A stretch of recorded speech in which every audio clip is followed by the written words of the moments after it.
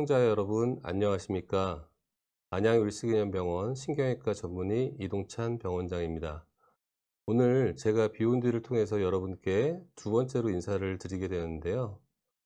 오늘은 허리 디스크가 터진 경우에 수술을 권유받고 고민하시는 분들을 위해 어떤 경우에는 수술을 해야 되고 어떤 경우는 수술을 안 하고 넘어가도 되는지에 대해서 주제를 가지고 준비해 보았습니다.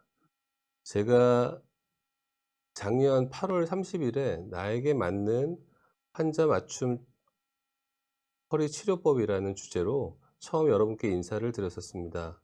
5개월 만에 여러분을 다시 만나게 되었는데요. 비욘디 출연이 저에게 행운이었는지 그동안 좋은 일들이 많이 생겨서 강의 전에 말씀드리고 오늘 주제를 진행해 보겠습니다. 작년 9월에 척추 관련 가장 큰 학회인 대한척추신경외과학회 정기학술대회에서 제 논문이 지난 1년간 다른 의사 연구자들에게 가장 많이 인용이 되어서 최다 피인용 논문상을 받았습니다. 그리고 이번 달에는 지역사회 발전에 기여한 공로로 경기도 의회 의장 표창도 받았습니다. 제가 주로 척추 내시경을 이용한 수술을 많이 하고 있는데요. 척추 내시경 수술 전문의들이 모인 대한척추내시경 수술연구회 에 차기 회장으로 선출이 돼서 2025년 1년 동안 회장으로 역할을 수행하게 되었습니다. 또한 제가 병원장으로 있는 안양 윌스기념병원은 올해 4회 연속으로 제5기 척추전문병원으로 지정이 되었습니다. 전문병원 제도는 많이 들어보셨을 텐데요. 보건복지부에서 병원급 의료기관 중에 난이도가 높은 의료행위를 하는 병원을 매 3년마다 엄격한 심사를 통해서 새롭게 선정하고 있는 제도입니다. 척추뿐 아니라 뇌혈관, 관절, 안과, 산부인과, 화상 등 질환별로 지정하고 있는데 특히 척추 분야는 전국에 12개 병원만이 제5기 전문 병원으로 지정되어 있습니다. 그 중에 한 곳이 바로 안양 윌스기념병원입니다. 이제 본론으로 들어가서 오늘의 주제는 제가 외래에서 많이 듣고 있는 질문이 MRI상 디스크가 터졌다고 하는데 수술해야 된다고 하는데 꼭 수술해야 되나요? 라는 주제로 오늘 준비를 해 보았습니다. 이 환자의 경우 이제 MRI를 갖고 왔을 때 요추 4번과 5번 사이에 추간판이 뒤로 탈출이 돼서 아래쪽으로 터져서 흘러내린 소견을 보였습니다. 이분은 과연 수술을 했을까요? 요거는 나중에 제가 설명을 드리겠습니다. 우리가 이렇게 허리 디스크가 파열이 돼서 외래로 오는 경우에 환자별로 이제 저희가 맞춤 치료를 찾기 위해서 이제 환자를 보게 되죠. 제일 처음 이제 환자와 저의 첫 만남은 환자가 문에서부터 들어오는 순간부터 환자를 이제 보게 됩니다. 환자가 잘 걸어오는지 아니면 뭐 어딘가 불편해서 쩔뚝거리면서 오는지 아니면 뭐 누구의 도움을 받든지 휠체어를 타고 오는지 전혀 거동이 안 돼서 119를 통해서 앰뷸런스를 타고 오는지 그것이 바로 환자와 저의 처음 만남에 환자를 파악하는 가장 기준입니다. 또한 환자가 지금 현재 갖고 있는 증상에 대한 정도가 강도가 어느 정도인지 그리고 언제부터 발현이 됐는지 그리고 그동안에 자기가 생겼던 증상이 언제부터 시작이 되었고 그동안 자기가 자신이 받아왔던 치료가 어떤 종류였는지를 파악을 해서 그 환자의 치료를 찾게 됩니다. 그래서 그런 환자에 대한 히스토리와 현재 상태를 파악한 다음에 MRI를 이제 정밀하게 판독을 해서 이 환자의 증상과 또 MRI가 일치하는지 파악을 하게 됩니다. 근데 이제 환자를 보다 보면 가장 안타까운 사례들이 어떤 경우냐면 수술하라고 할까 봐 아예 병원을 오지도 않고 많이 힘든데 한방병원이나 엑스레이만 찍고 물리치료, 주사치료만 하다가 예, 한참 지나서 병을 키운 다음에 오시는 경우들이 꽤 있습니다. 또한 MRI를 찍고 이제 디스크가 터져서 마비가 있어서 수술하라고 했는데 수술을 하기 싫어서 비수술 치료만 하는 곳만 다니다가 오시는 분들도 더러 봅니다. 그리고 이제 요즘은 유튜브가 발달이 되다 보니까 허리 디스크에 관련된 정보가 많이 이제 있는데 유튜브에서 특히 운동에 대해서 강조하시는 그런 유튜버들이 있거든요. 그래서 그것을 보고 병원에는 오지도 않고 운동만 하고 좋아지려고 노력하시다가 더 악화되시는 분들, 그리고 또 어떤 우리 기사나 실제로 디스크는 자연적으로 없어지는 경우들도 있거든요. 그래서 디스크가 다 자연적으로 흡수된다고 해서 아무것도 하지 않고 3개월이고 6개월이고 1년이고 그냥 누워서 어 기다리는 분들도 더러 있습니다. 근데 이제 우리가 병에 대해서 정확하게 알면 이제 이런 안타까운 사례들을 좀 피할 수 있을 거라고 생각합니다. 우리가 허리 디스크 탈출증이라고 하는 거는 뭐 많이들 알고 계시겠지만 어 척추와 척추뼈 사이에 있는 디스크, 연골 조직인 디스크에서 안에 있는 수액이 겉에 연골판인 그 섬유륜을 뚫고 나와서 우리가 신경을 압박하는 병을 허리 디스크 탈출병이라고 합니다. 그래서 동의어로는 이제 우리가 수액 탈출증, 추간판 탈출증 다 같은 말로 되어 있습니다.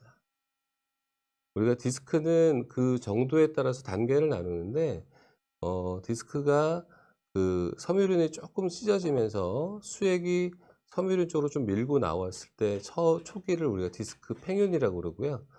두 번째로는 섬유륜이 아예 아주 다 뚫리진 않고 섬유륜은 보통 우리 나무의 나이트처럼 한 10겹에서 한 15겹 정도 돼 있는데 한두 겹 정도 남은 상태로 튀어나온 경우, 튀어나와서 신경을 압박하는 경우를 우리가 돌출이라고 하고, 그 마지막에 남아있는 섬유륜 층까지 뚫고 나와서 이동이 된 경우, 탈출이 되어 있는 경우를 우리가 디스크 탈출이라고 표현을 합니다. 그래서 단계적으로 보면 요게 이제 팽윤에서 약간 돌출에 가깝고, 요거는 이제 돌출과 파열에 가깝고, 이게 파열이 돼서 아래쪽으로 이제 이동이 된 경우까지 있다고 보실 수 있습니다. 그래서 우리가 이제 디스크가 있으면 이제 병원에 가게 되면 아니면 자가로 치료를 이제 여러 단계를 하게 되는데, 우선은 뭐 좀 진통제 같은 걸 먹고 안정을 취해 보기도 하고, 그 다음에 운동으로 조금씩 풀어보기도 하고, 그다음에 병원에 가면 우리가 쉽게 접할 수 있는 게 물리치료, 약물치료, 그 다음에 좀 더 통증이 좀 심하다고 하면 신경주사 치료 같은 것을 하게 됩니다. 그리고 그 치료에도 효과가 없는 경우, 아니면 그 정도가 심한 경우에는 시술이나 수술의 단계를 거치게 됩니다. 그래서 우리가 어떤 경우에는 이제 보존적 치료를 하고 시술을 하고 수술을 하냐면, 우리가 처음에 이제 시작된 지 얼마 되지 않고 통증이 그렇게 심하지 않은 그런 경우에는 견딜 만한 증상일 때 보존적 치료를 하게 되고, 시술이나 이런 치료를 할 때는 이런 우리가 주사 치료나 물리 치료, 약물 치료를 해도 호전이 없는 경우에, 견디기 힘든 증상, 마비가 동반되지 않은 그런 경우에 시술을 하게 되고, 마비를 마비와 같은 신경학적 증상이 악화되거나 도저히 견딜 수 없는 통증이 있을 경우에는 저희가 수술적 치료를 하게 됩니다. 그래서 치료 방향의 결정은 환자 개개인의 증상 정도와 상황에 따라서 적절하게 선택하게 됩니다. 그래서 치료 방향의 결정에는 여러 가지 요인이 있습니다. 좀 전에 말씀드렸던 환자의 증상, 그 다음에 발병의 시기, 기간, 그 다음에 그 증상이 발현되는 빈도, 강도, 이런 것들이 작용되고요. 그 다음에 이제 우리가 치료할 수 있는 자기가 기간, 그리고 직업이 또 중요합니다. 우리가 힘든 일을 하는 분, 아니면 사무직, 아니면 가정주부, 여러 가지 직업에 따라서 치료 방법을 결정하게 되고, 나이도 우리가 고령의 분인지 아니면 이제 아직 학생인지 여러 가지 요인들에 따라서 요인이 됩니다. 또한 또 중요한 부분은 환자가 정말 내가 치료를 해서 어느 정도까지 치료를 요구하는 그 정도에 따라서 치료 방향을 결정하게 됩니다. 의사적인 요인은 뭐 그러니까 의사마다 이제 능력이 뭐 기본적인 치료부터 우리가 아주 고난이도의 수술까지 가능한 그런 능력이 있는 그리고 자기가 좋아하는 또 치료가 있습니다. 그런 성향에 따라서 어떻게 보면 환자들한테 이런 경우가 가장 좋을 것 같다고 이제 권유하게 되죠.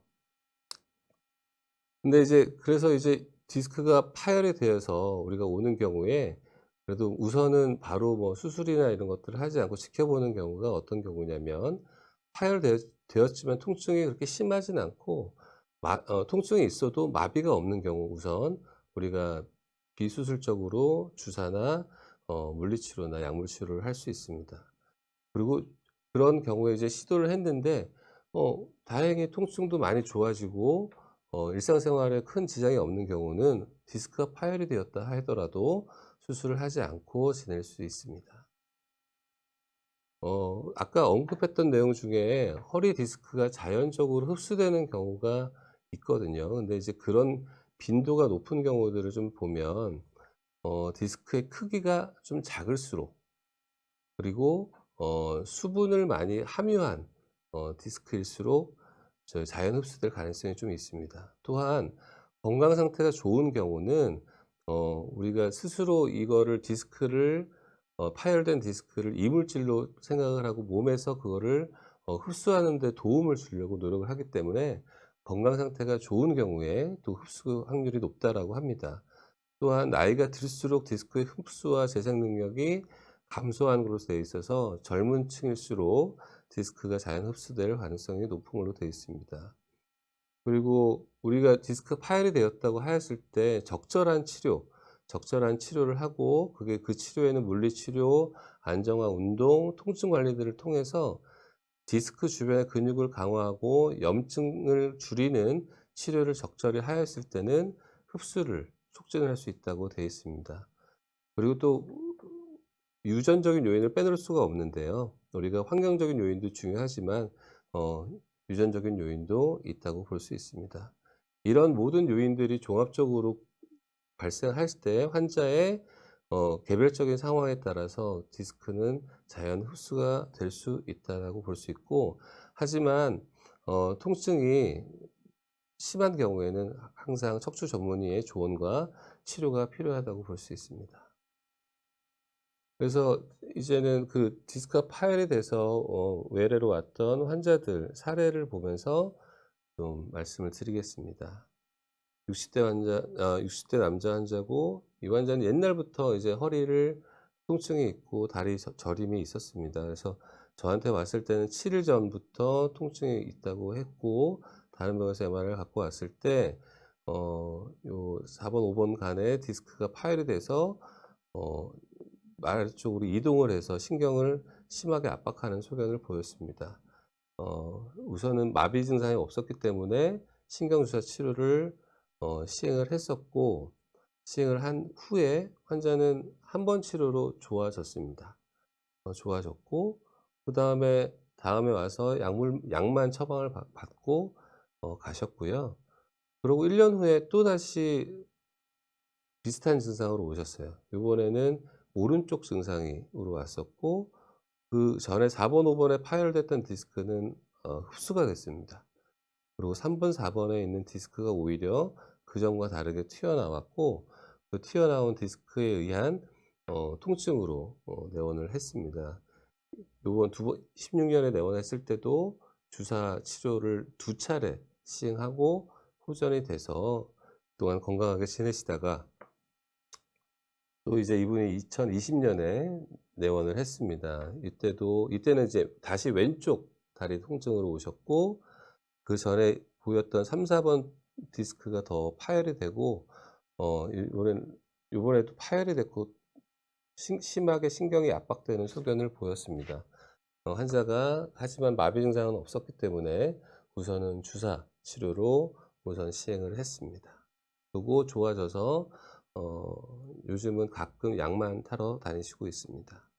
이렇듯 디스크가 파열이 됐다 하더라도 우리가 신경주사나 이런 보존적 치료에 효과를 보이는 경우에는 수술을 하지 않고 지켜볼 수가 있습니다. 이분의 3번 찍었었던 MRI 변화를 보면 시기마다 디스크의 양상이나 위치가 조금씩 바뀌고, 하지만 주사 치료에 상당히 반응이 좋았던 경우로 수술을 하지 않고 지켜본 케이스입니다. 그다음 두 번째 케이스입니다. 두 번째 케이스는 이분은 이제 오른쪽 엉치부터 다리가 심하게 통증이 있었고, 이분도 4번, 5번에 디스크가 파열이 돼서 아래쪽으로 이동을 했고, 걷기 힘든 통증으로 휠체어를 타고 내원을 했습니다. 일주일 전부터 그랬고, 하지만 신경학적 검사상 마비는 없었습니다. 하지만 걸을 때마다 통증이 있어서 서지를 못하는 상태였고, 이분도 아까 환자와 같이 신경주사 치료를 한번 시행했고, 일주일 후에는 날아갈 듯이 좋다고 내원을 해서, 그 다음에 주사 두 번의 주사를 치료하고는 이제 그 다음에 내원하지 않는 경우입니다. 요때 잘 보셔야 되는 부분 중에 하나는 요 파열된 디스크의 약간 그 신호입니다. 이게 아주 시커멓지 않고 약간 밝은 회색을 보이는 신호 강도일 때는 수분을 많이 함유한 디스크이거든요. 이런 경우는 우리가 나중에 흡수가 되기도 하고, 디스크 자체가 약간 말랑말랑한 케이스라고 보시면 됩니다. 세 번째 케이스는 이분도 3개월 전부터 증상이 있었는데 물리치료, 약물치료 하다가 다른 병원에서 MRI를 찍었더니 2번, 3번에 디스크가 파열돼서 아주 심하게 이동이 돼 있습니다. 그래서 다른 병원에서 이제 수술을 하자고 얘기를 듣고 저한테 이제 두 번째 세컨 오피니언을 듣기 위해서 저한테 왔는데, 환자가 걸어 들어오는 모습이 잘 걸어 들어오고요. 다리가 가끔 저릴 뿐이지, 그리고 또 골프를 하거나 운동을 할 때 다리가 좀 땡기는 것 뿐이지 그 이상의 통증은 없다라고 했습니다. 그래서 이분께도 신경주사 치료를 처방을 했었고, 신경주사 치료 후에 호전이 되어서 수술을 하지 않고 넘어간 케이스라고 볼 수 있습니다. 이분도 MRI 소견을 보시면 파열된 디스크가 좀 밝은 신호 강도로 보입니다. 이런 경우는 수분이 많이 함유된 말랑말랑한 디스크이기 때문에 흡수되거나 이런 우리가 주사 치료나 이런 보존적 치료에 효과를 보는 경우들이 많습니다. 하지만 이제 이후에 나오는 세 케이스는 이제 수술로 간 케이스들인데요. 네 번째 케이스는 이제 40대 여성이신데 4번, 5번 간에 디스크가 파열이 됐고 아래로 흘렀습니다. 아까 그런 환자들과의 양상은 비슷하지만 디스크가 좀 까맣게 좀 보이고, CT상에서 보면 약간 석회가 같이 동반되어 있는 좀 딱딱한 디스크입니다. 그래서 이분은 이미 다른 병원에서 5차례 이상 주사 치료도 하고 여러 가지 치료를 했는데 효과가 없어서, 그리고 또한 발목에 힘이 좀 빠지는 증상까지 동반되어 있었기 때문에 수술로 진행을 한 케이스입니다. 그 다음에 여기도 60대 남성이고, 이분은 왼쪽 다리 통증으로 왔습니다. 왼쪽 다리 통증으로 왔고, 4번, 5번에 협착증도 있었지만 5번, 6번에 그 5번과 천추 1번 사이의 디스크를 보면, 자세히 보면 이게 아주 조그맣게 콩알 만한 디스크가 제1 천추 신경을 압박을 하고 있습니다, 밑에서. 그래서 그거를 또 CT를 좀 봤더니 약간 좀 진한 색깔의 약간 딱딱한 디스크가 그 신경을 누르고 있었습니다. 이 환자는 여러 병원을 다니면서 주사 치료도 여러 번 하고 수술할 정도 아닙니다. 대학병원 갔더니 수술할 정도 아닙니다 라고 했었고, 근데 환자는 통증으로 해서 직장도 그만두고 너무 힘든 상황이었고, 자세히 그 신경학적 검사를 해봤더니 마비도 좀 진행이 되고 있는 중이었습니다. 그래서 수술해서 들어가 봤더니 요 디스크가 딱딱하게 신경 밑에서 누르고 있었고, 그 눌려 있는 신경은 빨갛게 염증이 아주 심하게 부어 있는 상태였습니다. 수술 후에 다리가 너무 당겨서 아파서 잘 못 걷던 분이 회복이 돼서 퇴원했던 경우입니다. 여섯 번째 케이스고, 이분은 치료한 기간이 길진 않았습니다. 한 2주 전부터 통증이 있었고, 하지만 치료를 계속해도 점점 악화가 됐고 119를 타고 올 정도였고, 마비는 경미하였지만 환자가 그동안 치료를 뭐 여러 번 했는데도 불구하고 호전이 없는 아주 심한 상태였기 때문에, 그리고 MRI 상에서 아까 제가 맨 처음에 보여드렸던 케이스입니다. 아래로 흘러내렸고, 그다음에 CT 상에서 보면 약간 딱딱한 디스크입니다, 이분도. 그래서 이분은 또 내시경으로 디스크를 제거하는 수술을 시행하고, 예, 잘 걸어서 다음날 퇴원하셨습니다. 이렇듯 뭐 이렇게 여러 가지 환자들을 봤을 때 어떤 경우들은 이제 우리가 수술을 안 하고도 넘어갈 수 있지만, 어 지금 보여드렸던 한 3경우의 경우를 보면 디스크가 좀 딱딱한 케이스, 이런 경우는 그리고 좀 마비가 동반된 경우는 수술 이외에는 해결할 수 있는 방법이 없습니다. 우리가 요게 이제 앞에 보여드렸던 경우인데, 이게 4번째 케이스, 이게 6번째 케이스입니다. 이게 딱딱한 케이스는, 딱딱한 디스크는 디스크가 이제 MRI 상에서 보면 좀 시커멓게 보입니다. 좀 그러고 좀 말랑말랑한 디스크, 우리가 흡수가 될 만한 디스크들은 음영이 조금 밝은 음영을 보이면서, 예, 신경을 압박하고 있습니다. 압박하는 정도는 비슷할지 몰라도 환자의 경과는 상당히 차이가 있기 때문에, 우리가 이런 음영을 보이고 마비가 없는 환자라고 하면 우선 수술보다는 일단은 비수술적인 보존적 치료를 우선 해보는 것이 좋을 거라고 생각을 합니다. 그래서 그 환자에 맞는, 그 환자 상태에 맞는 치료 단계를 결정하는 것이 상당히 중요하다고 하겠습니다.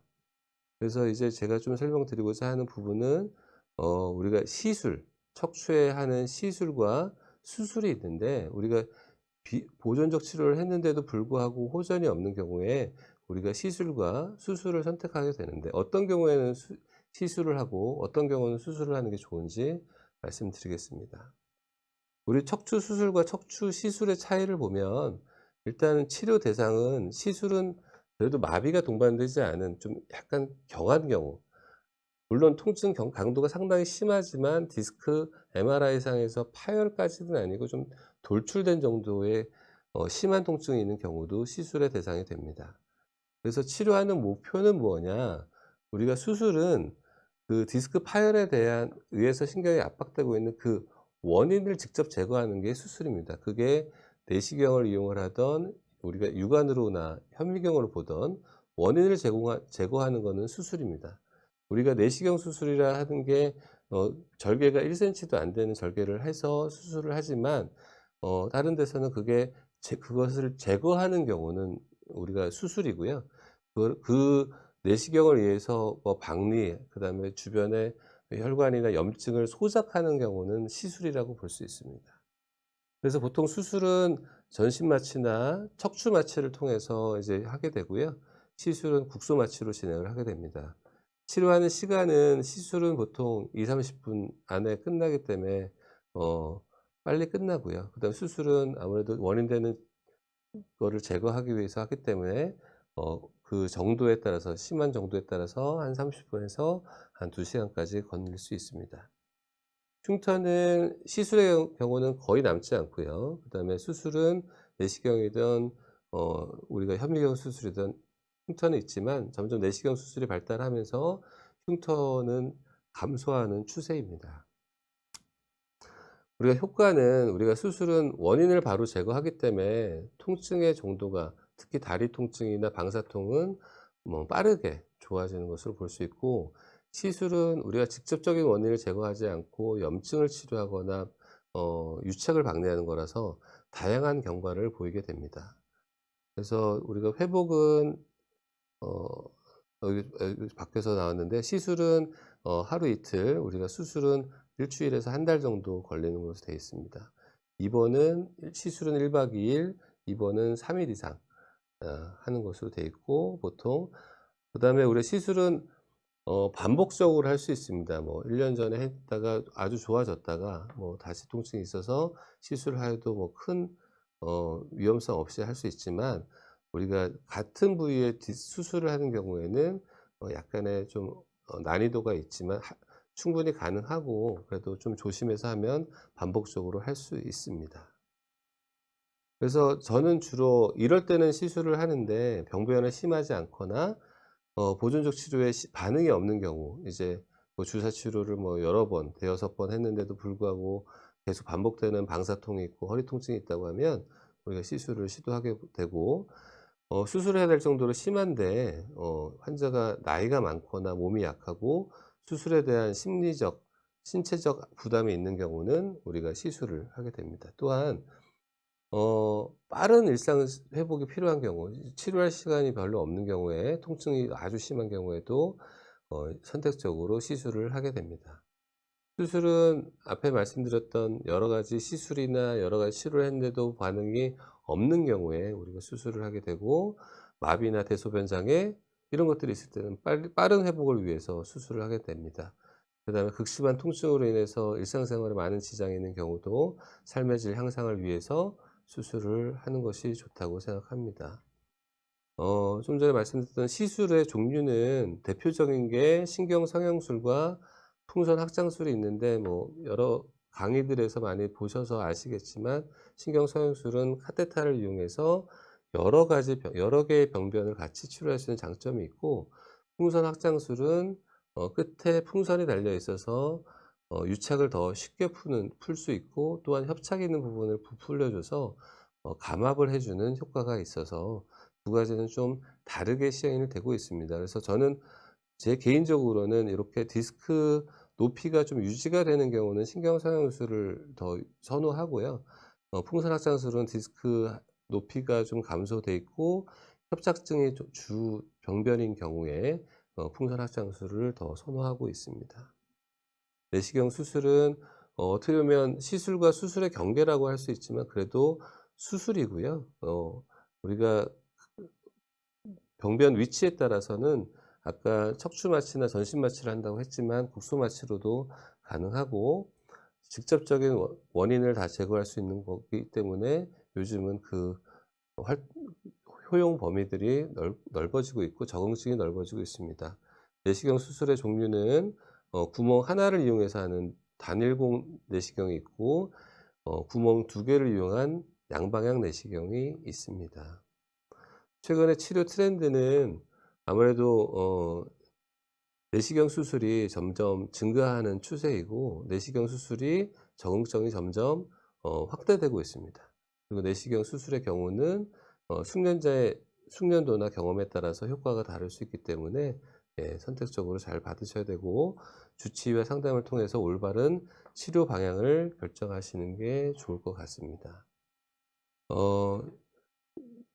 내가 아프면 저희 부모님도 보면 어디가 아프다고 하면 유튜브 보고 이제 오셔 가지고 "나 이거 사줘." 아니면 "이거 하는 게 어떨까?"라고 얘기를 하시는데, 어 정말 나한테 맞는 정보, 그다음에 적절한 정보를 잘 찾아야 되며, 그리고 우리가 그런 정보들을 어떻게 보면 잘 정리해 주는 부분들이 우리 이제 이런 전문가들이니까, 뭔가 헷갈리고 잘못 정보를 취해서 엉뚱한 길로 갈 때는 적절한 치료법을 찾아서 척추 전문의를 찾아가시는 것이 좋을 것 같습니다.